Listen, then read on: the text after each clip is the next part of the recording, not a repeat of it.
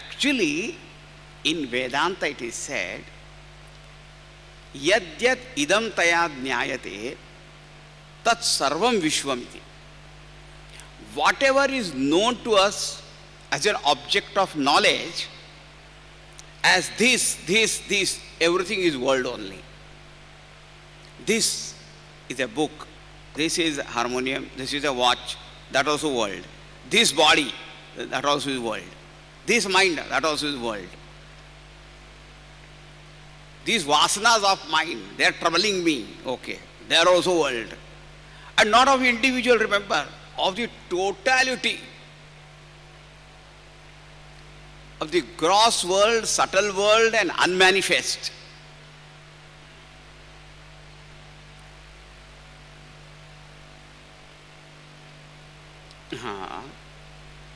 In the Bhagavad Gita's language, if I have to tell you, in the 13th chapter, Bhagavan says Kshetram.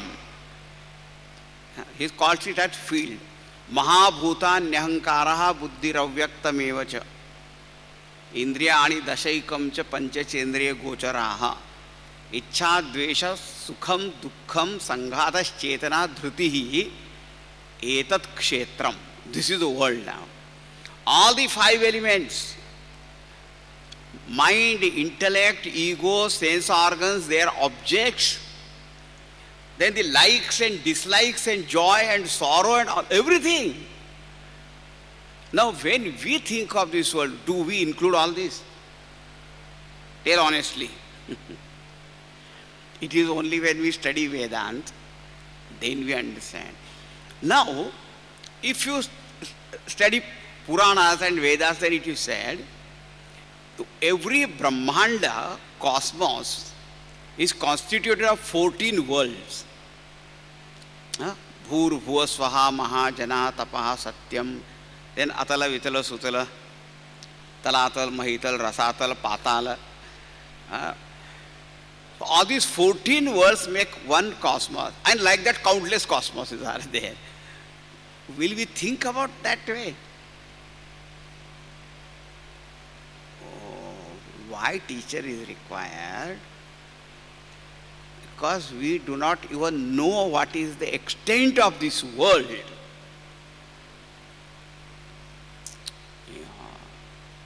Number one. Second, when we say world is perishable, all right, I am also included in that. Everyone who is born, that person knows he or she is going to die. But always what we think, one day I am going to die. This is another mistake, fallacy. We forget we are constantly dying. That is a shashvat nashwar vishwa. It is not the world is going to perish. Nowadays, I don't know how many of you have heard, I don't know who has predicted that the world will end in 2012. And there's some movies and books and all kinds of things that are happening in 2012. And people ask me also, what is my opinion? What opinion I can give? One thing is, you say the world will end in 2012.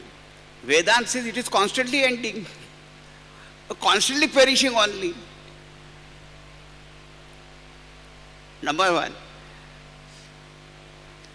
let us wait and see. Second opinion is, wait and see. 2012, whether we ourselves will remain by that time or not, we don't know. And if we remain there, we will know. But idea, we should know, we are constantly dying.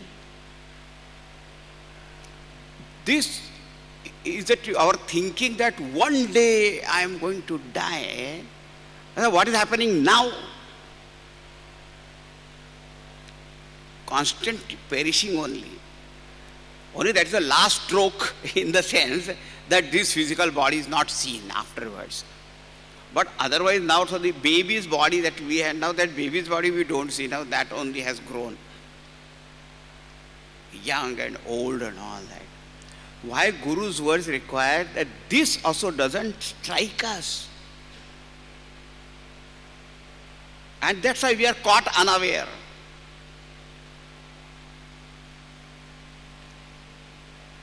That this world is constantly changing, and I am also constantly changing. We don't know which will be the last moment. Because if I know the last moment, or this day I am going to die, what is the most important thing that I must do? So first is our idea of Vishwa itself is limited. Second, the perishable nature of this world also is not properly understood by us. And third, suppose someone says, no, I have understood that also.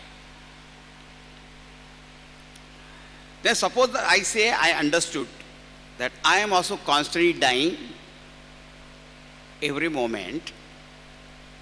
Then the third thing, then you should inquire as to what is the most important thing that I must know before I die. You see, in modern days, all the business world and all that, so many contracts are signed, agreements. You give a contract to a contractor to build a bridge or road or house or whatever is that. And do you know there is one clause that's called deadline. When this project will be ready? What is a deadline? They call deadline.